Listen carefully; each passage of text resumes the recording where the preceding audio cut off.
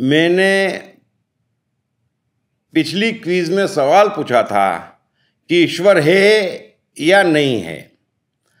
आप सबने अच्छे अच्छे जवाब दिए, बहुत अच्छी बात है, मुझे खुशी हुई।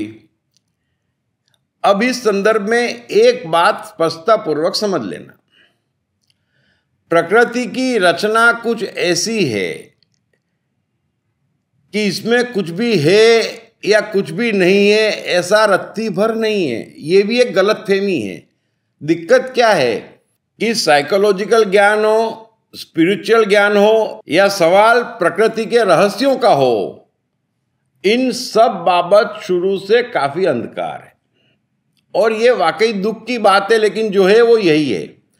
सो स्पष्ट समझ लेना कि प्रकृति में कुछ है या नहीं है ऐसा बिल्कुल भी नहीं है।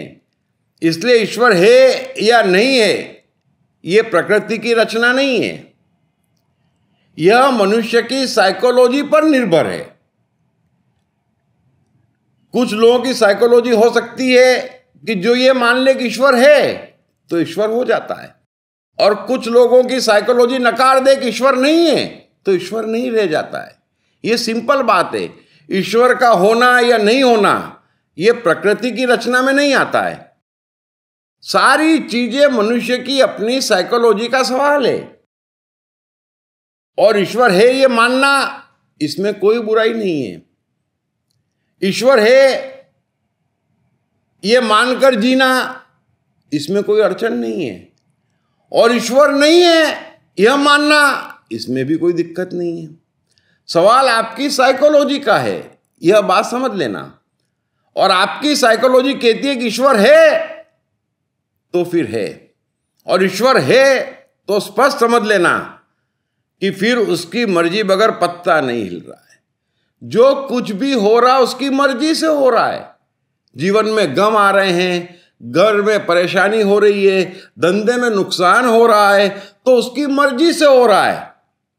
यदि आप कहते हैं कि ईश्वर है और आपको दुख होता है कि ऐसा क्यों हो रहा है, यह हे प्रभु तूने क्या करा, मैं सज्जन हूं, मेरी तरफ देखता नहीं, तो फिर आप मान लेना कि आप गलत फहमी पाल रहे हैं कि ईश्वर है नहीं। बस यही दिक्कत है। और ईश्वर नहीं है तो नहीं है। फिर गम आए, तकलीफ आए, कष्ट आए, धंधे में नुकसान हो, तो मान लेना कि कहीं ना कहीं मैंने गलती करी है, मेरा जीवन मेरे हाथ में है, ईश्वर है ही नहीं, तो ब्लेम किसको देना और मांगना किससे, ये भी सही है। सो चाहे आप मान लें ईश्वर है तो वो भी सत्य है, लेकिन उस पूर्णता में जिए तो, और आप मान लें कि ईश्वर नहीं है तो वो भी सत्य है यदि उसकी पूर्णता में जिए तो। लेकिन दिक्कत क्या है?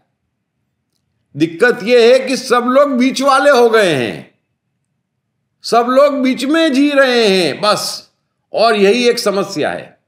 और बीच वालों की तरफ प्रकृति नहीं देखती है। प्रकृति उन दोनों पे मेहरबान है जो पूर्णता से मानता है कि ईश्वर है, और उस पर भी उतनी ही मेहरबान है जो पूर्णता से मानता है कि ईश्वर नहीं है। बस ये एक छोटी बात समझ लेंगे तो आपका जीवन कहां से कहां पहुंच जाएगा। Thank you very much. I Am Gita by Deep Trivedi is the #1 bestseller at Amazon. I Am Gita is also a bestseller at all leading bookstores of India. I Am Gita, Psychology of Bhagavad Gita explained like never before with essence of all 700 shlokas.